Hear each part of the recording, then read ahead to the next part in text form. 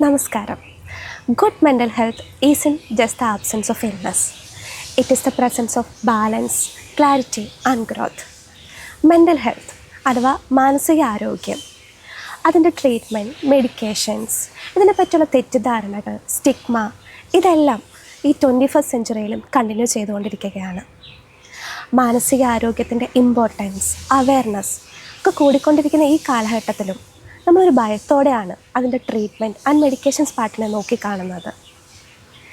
So എന്താണ് മാനസിക ആരോഗ്യ ചികിത്സാ രീതി, അല്ലെങ്കിൽ അതിൻ്റെ medications and how they help, ഇതിനെപ്പറ്റിയൊക്കെ നമുക്കൊരു ഇൻസൈറ്റ്ഫുൾ കോൺവെർസേഷനായി we are honoured to have psychiatrist Dr. T.C. Vishnu, who is the consultant psychiatrist and managing partner of Nayas Hospital, Kochi. Welcome, sir. നമസ്കാരം. സർ, ഞാൻ നേരത്തെ പറഞ്ഞതുപോലെ ഇന്ന് പലരുടെയും ഒരു പേടി സ്വപ്നമാണ് നമ്മളൊരു സൈക്കാട്രിക് ഇഷ്യൂ വരുമ്പോൾ ഡോക്ടറിനെ കാണുക, അല്ലെങ്കിൽ ഡോക്ടറിനെ കണ്ടാൽ തന്നെ ട്രീറ്റ്മെൻറ്റ് ഏത് രീതിയിലായിരിക്കും, മെഡിക്കേഷൻസ് ആയിരിക്കുമോ അതോ വേറെ എന്തെങ്കിലും ട്രീറ്റ്മെൻറ്റ് രീതികളായിരിക്കുമോ എന്നൊക്കെ. അപ്പോൾ നമ്മുടെ അടുത്തൊരു പേഷ്യൻറ്റ് നമ്മൾ അപ്രോച്ച് ചെയ്യുമ്പം അവർക്ക് മെഡിക്കേഷൻസ് ആണോ അതോ വേറെ എന്തെങ്കിലും തെറാപ്പി ആണോ, എന്താണ് ഒരു ട്രീറ്റ്മെൻറ്റ് പ്രോസസ്സ് എന്ന് ഡിസൈഡ് ചെയ്യുന്നത് എങ്ങനെയായിരിക്കും? നമ്മുടെ മുമ്പിൽ ഒരു രോഗി വരുമ്പോഴത്തേക്ക് രോഗിയുടെ ബുദ്ധിമുട്ടുകൾ പറയുന്നു. ആ ബുദ്ധിമുട്ടുകളുടെ തീവ്രത നമ്മൾ മനസ്സിലാക്കി ഒരു രോഗനിർണയത്തിലോട്ട് നമ്മൾ എത്തുന്നു. രോഗത്തിൻ്റെ തീവ്രതയെ പറ്റിയുള്ള സംസാരത്തിൻ്റെ ഭാഗമായിട്ട് നമ്മൾ ആ വ്യക്തിയിൽ ഉള്ള ബയോളജിക്കൽ ഫങ്ഷൻസ്, ഉദാഹരണത്തിന് സ്ലീപ്പും അപ്പറ്റൈറ്റ്, വിശപ്പും, ഇതിലുള്ള വ്യത്യാസങ്ങൾ എന്തെങ്കിലും ഉണ്ടാകുന്നുണ്ടോ, അദ്ദേഹത്തിൻ്റെ സാമൂഹിക ജീവിതത്തിലോ അല്ലെങ്കിൽ സ്വകാര്യ ജീവിതത്തിലോ ജോലി സ്ഥലത്ത് എന്തെങ്കിലും ഫങ്ഷനിങ്ങിന് ബുദ്ധിമുട്ടുണ്ടാകുന്നുണ്ടോ എന്നുള്ള മനസ്സിലാക്കി ആ ലക്ഷണങ്ങളുടെ തീവ്രത തീരുമാനിച്ച് ആണ് നമ്മളൊരു രോഗനിർണയത്തിലോട്ട് എത്തുന്നത്. ഒരു രോഗം നിർണയിച്ച് കഴിഞ്ഞിട്ടാണ് ചികിത്സ തീരുമാനിക്കുന്നത്. ചികിത്സ പലപ്പോഴും രോഗത്തിൻ്റെ തീവ്രത അനുസരിച്ച് നമുക്ക് വളരെ മൈൽഡായിട്ടുള്ള തീവ്രതയുള്ള പ്രോബ്ലംസിന് നമുക്ക് ഒരു സൈക്കോളജിക്കൽ ഹെൽപ്പ് മാത്രം ചിലപ്പോൾ മതിയെന്ന് വരാം. പക്ഷേ കൂടുതൽ സാഹചര്യങ്ങളിൽ നമ്മൾ കണ്ടുവരുന്നത് ഒരു ഫാർമക്കോളജിക്കൽ ഹെൽപ്പ് എന്ന് പറഞ്ഞാൽ മരുന്നുകളുടെ സഹായത്തോടെയുള്ള ഒരു ഹെൽപ്പായിരിക്കും ആ രോഗിക്ക് ഉചിതമായിട്ട് വരിക.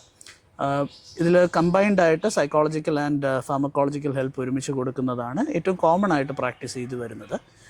സോ ബേസിക്കലി രോഗി വരുന്നു, ലക്ഷണങ്ങൾ പറയുന്നു, ആ ലക്ഷണങ്ങളുടെ ബേസിസിലും അതിൻ്റെ തീവ്രതയുടെ ബേസിസിലും രോഗനിർണയം നടക്കുന്നു, എന്നിട്ടാണ് ചികിത്സ തീരുമാനിക്കപ്പെടുന്നത്.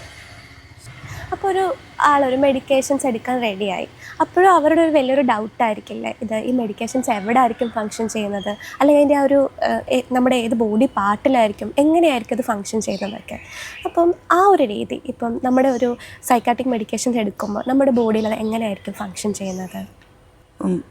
ഈ സൈക്കാട്രിക് മെഡിക്കേഷൻ എന്ന് പറയുമ്പോൾ തന്നെ മനസ്സിൻ്റെ പ്രശ്നങ്ങൾക്ക് വേണ്ടി കൊടുക്കുന്ന മെഡിസിൻസ് എന്നുള്ളതാണ് ഉദ്ദേശിക്കുന്നത്. മനസ്സെന്ന് പറയുമ്പോൾ അത് ബ്രെയിനിൻ്റെ ഒരു ഫങ്ഷനാണ്. അപ്പോൾ ബ്രെയിനിലാണ് ഈ മെഡിസിൻസും ഫങ്ഷൻ ചെയ്യുന്നത്. ബ്രെയിനിൽ പല ന്യൂറോ ട്രാൻസ്മിറ്റേഴ്സ് ഉണ്ട്, രാസപ്രവർത്തനങ്ങൾ നടക്കുന്നു അവിടെ. അപ്പോൾ ആ ഒരു രാസപ്രവർത്തനങ്ങളിൽ അല്ലെങ്കിൽ രാസപദാർത്ഥങ്ങളിലുള്ള അളവ് വ്യത്യാസം ബ്രെയിനിൽ സംഭവിക്കുന്നതിനെ പരിഹരിക്കാനായിട്ടുള്ള രീതിയിലാണ് ഈ മെഡിസിൻസ് വർക്ക് ചെയ്യുന്നത്. അപ്പം മെഡിക്കേഷൻസ് എടുക്കുന്നു, അപ്പോൾ അതിനൊരു നമ്മൾ പലപ്പോഴും വിചാരിക്കാറ് ഒരു പനി വരുന്നു അല്ലെങ്കിൽ വേറൊരു അസുഖം വരുന്നത് പോലെ അതിനൊരു കോഴ്സ് ഉണ്ടാവും. ഇപ്പോൾ ആൻറ്റിബയോട്ടിക്സ് എടുക്കുമ്പോൾ ഒരു കോഴ്സ് ഉണ്ടാവും അല്ലേ, അതുപോലൊരു കോഴ്സ് ഉണ്ടാവും അല്ലെങ്കിൽ ഒരു ഡ്യൂറേഷൻ ഉണ്ടാവും. അങ്ങനെ ഒരു രീതിയിലായിരിക്കും പലരും ചിന്തിക്കുന്നത്. നമ്മുടെ ഈ സൈക്കാട്രിക് മെഡിസിൻസിന് അങ്ങനെ ഒരു കോഴ്സോ ഒരു ഡ്യൂറേഷനോ ഉണ്ടോ, അതോ ഒരു ലോങ് ടേം ആയിട്ട് ലൈഫ് ലോങ് കഴിക്കേണ്ടി വരുന്ന ഒരു സാഹചര്യങ്ങൾ ഉണ്ടാവാറുണ്ടോ? ഈ സൈക്കാട്രിക് ഡിസോർഡേഴ്സ് അല്ലെങ്കിൽ മെൻ്റൽ ഹെൽത്ത് ഡിസോർഡേഴ്സ് എന്ന് പറയുമ്പം അതൊരു വൈഡ് സ്പെക്ട്രം ഓഫ് ഡിസോർഡേഴ്സാണ്. ഇപ്പം ചെറിയ രീതിയിൽ സ്ട്രെസ് ഹാൻഡിൽ ചെയ്യാൻ പറ്റാത്തതിലുള്ള ബുദ്ധിമുട്ടുകൾ തൊട്ട് വിഭ്രാന്തി രീതിയിലുള്ള ഒരു ക്രോണിക് ലോങ് ലാസ്റ്റിംഗ് ഡിറ്റീറിയേറ്റിംഗ് ആയിട്ടുള്ള സ്കിസോഫ്രീനിയ പോലത്തെ അസുഖങ്ങൾ ഈ സ്പെക്ട്രത്തിൽ പെടും. അപ്പം രോഗത്തിനെ അനുസരിച്ചാണ് ചികിത്സയുടെ കോഴ്സ് ഡിറ്റർമിൻ ചെയ്യപ്പെടുക. ഒരു സ്ട്രെസ് റിലേറ്റഡ് ഡിസോർഡർ എല്ലാം ആണെങ്കിൽ ഒരു ചിലപ്പോൾ ആഴ്ചകളോ അല്ലെങ്കിൽ കപ്പിൾ ഓഫ് മന്ത്സ്, 2 മാസം 3 മാസം നീണ്ടു നിൽക്കുന്ന ഒരു ചികിത്സയിലൂടെ കംപ്ലീറ്റ് ആയിട്ടുള്ള റിക്കവറി പോസിബിളാണ്. പക്ഷേ ഒരു സ്കിസോഫ്രീനിയ അല്ലെങ്കിൽ ചിത്തഭ്രമം എന്നുള്ള ഒരു ലോങ് സ്റ്റാൻഡിങ് ഒരു സൈക്കോട്ടിക് ഡിസോർഡറിന് ആ രോഗിക്ക് മിക്കവാറും ജീവിതകാലം മൊത്തം ചികിത്സയുടെ ആവശ്യമുണ്ടാവും. ആൻഡ് പലപ്പോഴും ആ ഒരു ചികിത്സ നടക്കുകയാണെങ്കിൽ പോലും രോഗത്തിനെ നമുക്ക് കൺട്രോൾ ചെയ്താണ് നിർത്താൻ പറ്റുന്നത്, അല്ലാതെ രോഗത്തിനെ പൂർണ്ണമായിട്ടൊരു ക്യൂർ നമുക്ക് പോസിബിൾ അല്ല. അപ്പോൾ രോഗം അനുസരിച്ചാണ് ട്രീറ്റ്മെൻറ്റിൻ്റെ കോഴ്സും ഡിറ്റർമിൻ ചെയ്യപ്പെടുന്നത്. ഇത് പലർക്കും ഒരു പുതിയ അറിവായിരിക്കും സാർ. ഓക്കെ. അപ്പം നമ്മളിപ്പോൾ ഒരു മെഡിക്കേഷൻസ് എടുക്കുമ്പോൾ നമ്മുടെ ഈ ഒരു സമൂഹത്തിൽ അവരെ ഏറ്റവും കൂടുതൽ പിന്നോട്ട് വലിക്കുന്ന ഒരു ഫാക്ടർ എന്ന് പറയുന്നത് അതിൻ്റെ സൈഡ് എഫക്ട്സ് ആയിരിക്കും അല്ലേ?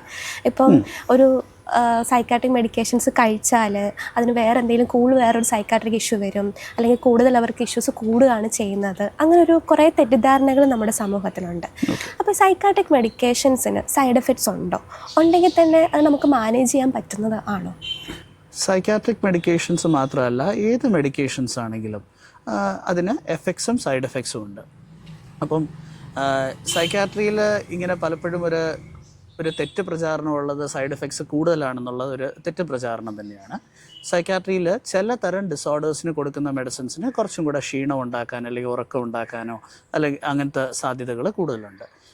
കൂടുതൽ ഈ തെറ്റിദ്ധാരണകൾ പ്രചരിപ്പിക്കുന്നത് ആൾ മരുന്ന് കഴിക്കാൻ പോയി മരുന്ന് കഴിച്ച് തിരിച്ചു വരുമ്പോഴത്തേക്ക് ഒരു റോബോട്ട് പോലെ ആയി, അല്ലെങ്കിൽ ഫുൾ ടൈം ഉറക്കമാണ്, ജോലിയൊന്നും ചെയ്യാൻ പറ്റില്ല, അങ്ങനത്തെ കുറേ കംപ്ലയിൻസ് ആണ് പലപ്പോഴും വരുന്നത്. ഒരു ചെറിയ ശതമാനം അസുഖങ്ങളിൽ മാത്രമാണ് അങ്ങനത്തെ മെഡിസിൻസ് നമുക്ക് കൊടുക്കേണ്ടി വരുന്നത്. ആ മെഡിസിൻസിൻ്റെ സൈഡ് എഫക്ട്സ് മാത്രമാണിത്. കൂടുതലും സൈക്കാട്രിയിൽ കൊടുക്കുന്ന മെഡിസിൻസിന് ഇപ്പം സൈഡ് എഫക്ട്സ് കുറവല്ലാണ്. ആൻഡ് ഓരോ ദിവസം പുതിയ മെഡിസിൻസ് കണ്ടുപിടിച്ചുകൊണ്ടിരിക്കുന്നു സൈഡ് എഫക്ട്സ് കുറവുള്ളത്. സോ മൊത്തത്തിൽ നമുക്ക് ജനറലൈസ് ചെയ്ത് പറയാൻ പറ്റത്തില്ല സൈക്കാട്രിക് മെഡിസിൻസ് എപ്പോഴും സൈഡ് എഫക്ട്സ് ഭയങ്കരമായിട്ടുള്ളതാണെന്നുള്ളത്. പിന്നെ സൈഡ് എഫക്ട്സ് ഉണ്ടായാൽ തന്നെ നമുക്ക് എപ്പോഴും ഒരു പ്രോസ് ആൻഡ് കോൺസ് വാല്യൂ ചെയ്തിട്ടാണ് ആ ഒരു ട്രീറ്റ്മെൻറ്റ് കണ്ടിന്യൂ ചെയ്യുക. അപ്പം നമ്മളൊരു സൈക്കാട്രിസ്റ്റിനെ കാണുന്നു, സൈക്കാട്രിസ്റ്റിനെ കണ്ടിട്ട് സൈഡ് എഫക്ട്സിനെ പറ്റി ഡിസ്കസ് ചെയ്ത് കഴിഞ്ഞാൽ ഒന്നെങ്കിൽ സൈഡ് എഫക്ട്സ് കുറവുള്ള മെഡിസിൻ, അല്ലെങ്കിൽ സൈഡ് എഫക്ട്സ് മാറ്റിയിട്ട് സൈഡ് എഫക്ട്സ് അവോയ്ഡ് ചെയ്യാനായിട്ട് ഡോസേജസ് അഡ്ജസ്റ്റ് ചെയ്യുന്നത് പോസിബിൾ ആയിട്ടുള്ളൊരു കാര്യമാണ്. ഇപ്പോൾ സൈഡ് എഫക്ട്സ് പോലെ തന്നെ ഈക്വലായിട്ട് ആൾക്കാർ പറയുന്നൊരു കാര്യമാണ് ഡിപ്പെൻഡൻസി. ഇപ്പോൾ ഒരു സൈക്കാട്രിക് മെഡിക്കേഷൻസ് എടുത്താൽ പിന്നെ അവർ ലൈഫ് ലോങ് അത് എടുക്കും, അതിൽ ഡിപ്പെൻഡൻ്റ് ആയി പോകും. ഇപ്പോൾ ആൽക്കഹോൾ അതുപോലെ വേറൊരു സബ്സ്റ്റൻസ് പോലെ തന്നെ ഈക്വലി ഡിപ്പെൻഡബിൾ ആയിട്ടുള്ളൊരു സാധനമാണ് നമ്മുടെ ഈ ഒരു സൈക്കാട്രിക് മെഡിക്കേഷൻസ് എന്നും പറയാറുണ്ട്. സോ അതിനെപ്പറ്റി എന്താണ് പറയാനുള്ളത്? ഇതും വളരെ കോമൺ ആയിട്ടുള്ളൊരു തെറ്റിദ്ധാരണയാണ്. സൈക്കാട്രിക് മെഡിസിൻ തുടങ്ങിക്കഴിഞ്ഞാൽ ജീവിതകാലം മൊത്തം കഴിക്കേണ്ടി വരുമെന്നും അതിന് അഡിക്റ്റഡ് ആവുമെന്നുള്ളൊരു കാര്യം. ഇപ്പം നമ്മൾ ആൽക്കഹോളിൻ്റെ കാര്യത്തിലല്ല അഡിക്ഷൻ അല്ലെങ്കിൽ ഡിപ്പെൻഡൻസ് എന്നുള്ളൊരു ടെർമിനോളജി യൂസ് ചെയ്യും. സൈക്കാട്രിക് മെഡിസിൻസിന് ജനറലി ഡിപ്പെൻഡൻസ് അങ്ങനെ ഉണ്ടാക്കുന്ന മെഡിസിൻസ് കുറവാണ്. പിന്നെ ഒരു സൈക്കാട്രിസ്റ്റിനെ കണ്ട് റെഗുലറായിട്ട് ഫോളോ അപ്പ് ചെയ്ത് കഴിക്കുന്നൊരു രോഗിക്ക് ഒരിക്കലും ഡിപ്പെൻഡൻസ് ഡെവലപ്പ് ചെയ്യത്തില്ല. ആ ഡിപ്പെൻഡൻസ് ഡെവലപ്പ് ചെയ്യാതെ ആ സൈക്കാട്രിസ്റ്റ് നോക്കുന്നതായിരിക്കും. സൈക്കാട്രിക് മെഡിക്കേഷൻസിന് പക്ഷേ ലോങ് ടേം യൂസിൻ്റെ കാര്യം ഡിസോർഡറിനെ ഡിപ്പെൻഡ് ചെയ്തിരിക്കും. അത് നമ്മൾ നേരത്തെ പറഞ്ഞതുപോലെ തന്നെയായിരിക്കും. അത് ഓരോ ഡിസോർഡറിന് റിക്വയർ ചെയ്യുന്ന ഡ്യൂറേഷൻ ഓഫ് ട്രീറ്റ്മെൻറ്റ് നമ്മൾ കൊടുക്കേണ്ടി വരും. അപ്പോൾ കറക്റ്റായിട്ട് ഒരു ഡോക്ടറിനെ ഫോളോ അപ്പ് ചെയ്യാന്നുള്ളതാണ് ഒരു ഇമ്പോർട്ടൻ്റ് ആയിട്ടുള്ളൊരു ഫാക്ടർ. ഓക്കെ.